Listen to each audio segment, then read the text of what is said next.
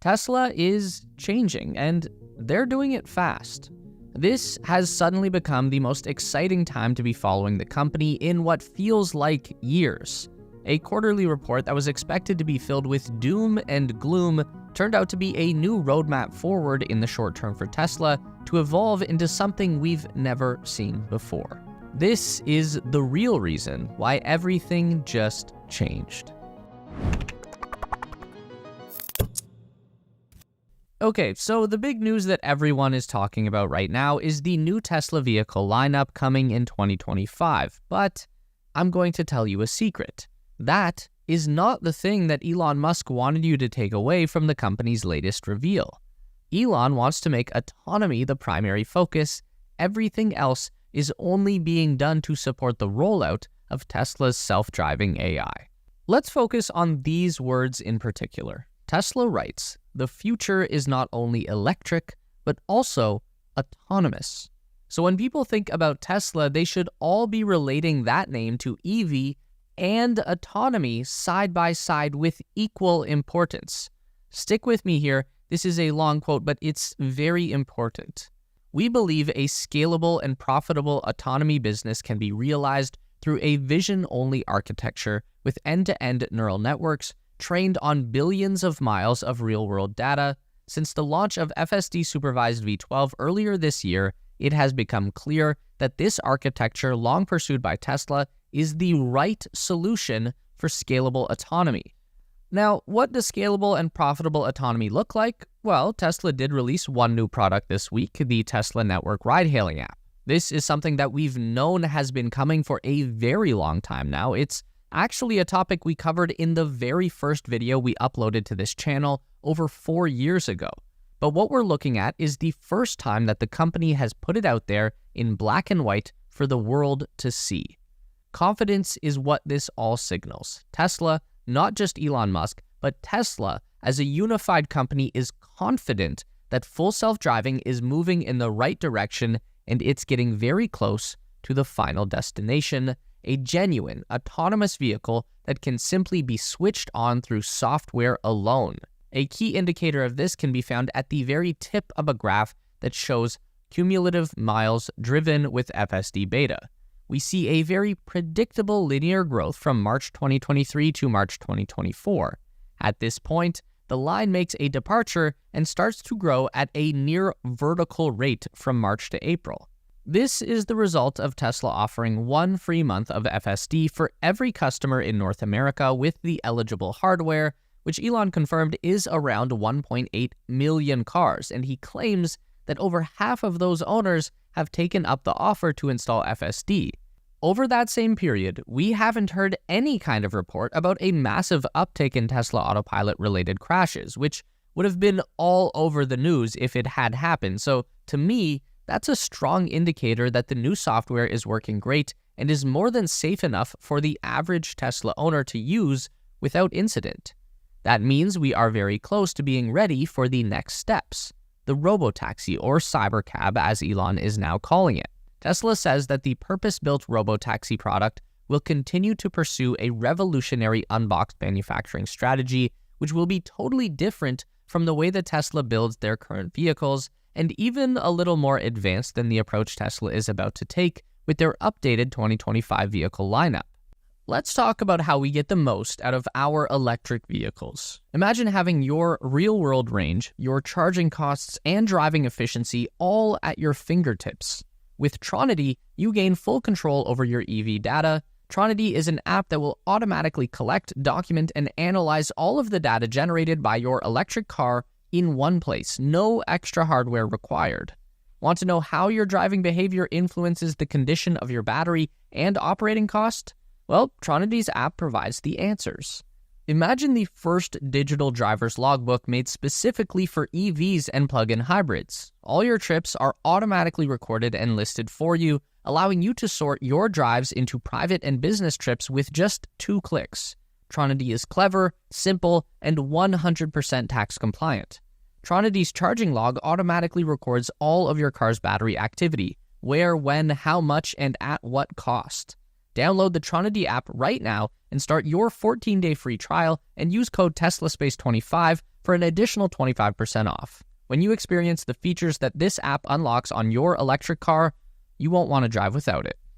Okay, so we know that the Cybercab is on the list of upcoming Tesla products, but the new earnings report also tells us that Tesla is working on a lot more when it comes to new vehicles. At the top of the slide deck, Tesla writes, "Ultimately, we are focused on profitable growth, including by leveraging existing factories and production lines to introduce new and more affordable products." Again, long quote here, but trust me, this is important. We have updated our future vehicle lineup to accelerate the launch of new models ahead of our previously communicated start of production in the second half of 2025.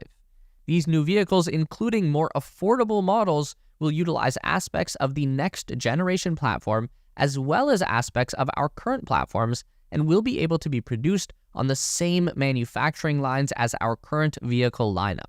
So, what does that mean? Here's the way I see it. Tesla is not in a bad place right now in terms of vehicle sales and revenue, but they're not in a good place either. It's just a very challenging point in time for this particular industry. High interest rates mean that people are more reluctant to take on debt from something like financing or leasing a new car. The hype around electric cars has started to die down. We're coming off the peak of inflated expectations, and reality sets in that the infrastructure of North America is not ready for a full EV transition just yet. We can see this illustrated in Tesla's production and delivery numbers. In the first quarter of this year, Tesla built 412,376 Model 3 and Y vehicles globally. Over the same period, they delivered just 369,783.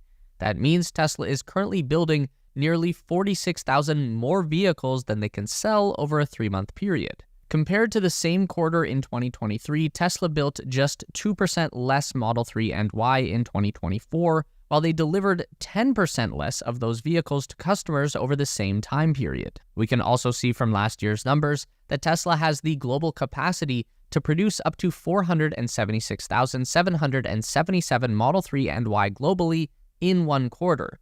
There was a time in the not-so-distant past, Tesla would sell every car that they could build before they even built it. This is not the case anymore. The point here is that Tesla has more capacity to build cars right now on their existing lines than they have customers wanting to buy their existing vehicles.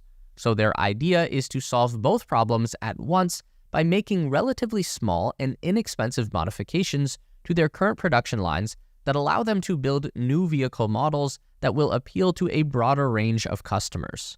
The revolutionary unbox process that we mentioned earlier is going to require Tesla to build entirely new production lines, even new gigafactories, and that's not the kind of project that the company is going to take on when their automotive revenues are pulling negative numbers. We've got to bump those numbers up first.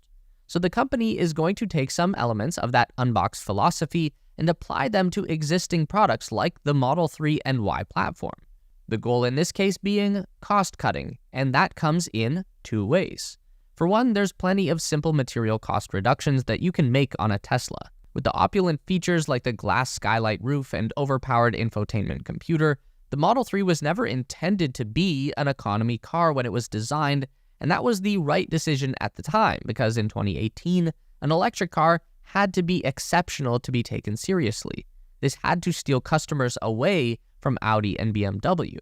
Luckily, that's not the case anymore. The average person doesn't need as much convincing to go electric, but they do still need to have a vehicle that fits their price range and does all of the things that their old gas car could do. As long as Tesla can preserve their core features, very good range and very fast charging, then they can get away with skimping a bit on the other things.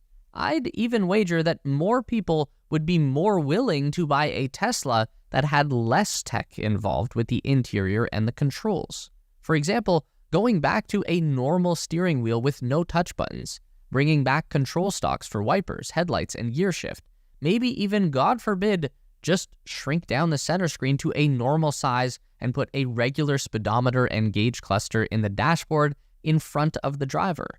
Now, the other side of the coin is the manufacturing of the vehicle. Tesla says that they're not ready to go full unboxed yet, but they can start to bring over elements of that process. So, what does that look like? Well, I think we've already seen two fine examples in the Cybertruck. One is the 48-volt architecture. I've been watching Sandy Munro and his crew tear down a Cybertruck and rip its guts out, and what I've really noticed is just how small and light all of the electronic systems are. The wires and cables and connectors are tiny, especially compared to this massive, powerful beast of a truck. So I can see with my own eyes why Tesla is doing this change to higher voltage systems, and I think they're going to keep going with every new car they make.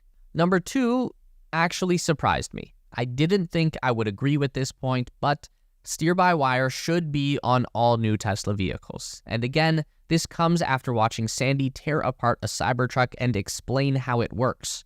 Doing steer-by-wire is probably cheaper overall for the production process than doing a mechanical linkage, and it also aligns better with the unbox philosophy. Now the entire front-end assembly with the steering, brakes, suspension, all of that complex stuff can be assembled somewhere away from the rest of the car. Then you just bring it over, clip in the electrical connections, and you're good to go. No mechanical linkages, no fasteners, no grease. You don't have to cut a big hole in the vehicle's firewall and run a big steering column down into the front clip.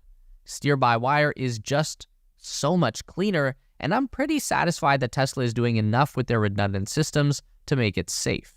As for what these new cars would look like, I think we're only limited by our imagination. Take a Model 3 platform and make it shorter to get a compact. Make it longer to get a station wagon. Cut the roof off entirely and make a compact convertible. Remember like 20 years ago when almost all cars had a convertible option, and now virtually zero are convertible? We should bring it back. An all-electric convertible would slay right now. Of course, the real unbox process is being reversed for the Cybercab. That's probably not actually the real name, it's just something that Elon said offhand after he said robotaxi, and now the internet, as usual, is doubling down on making it a thing, and we will continue to follow that trend. This is what Elon is really looking at for the future of Tesla. All of these new affordable models are just stopgap measures that are going to help the company fund the new production lines and factories that will be required to build the Cybercab army and the humanoid robot army, but we're not going there today. We can see Tesla setting the groundwork for this transition. Look at the graph showing the company's AI training capacity. This essentially tells us the size of their supercomputer resources. Tesla already had a gigantic supercomputer cluster back in 2022, which quadrupled by 2023, and that has more than doubled just in the last 6 months, with no signs of slowing down. All of these resources are being poured into finishing FSD. With version 12, I feel like Tesla AI is 90% of the way there, but the last 10% is going to be the most difficult of all. Either way, Elon seems to be at a high level of confidence that everything will come together in time for his next presentation on August 8th, where we've been promised that all will be revealed with the Cybercab, the new Tesla models, the production process. All of the pieces will fall into place. It's going to be the biggest Tesla event since Battery Day, hopefully with more accurate predictions this time.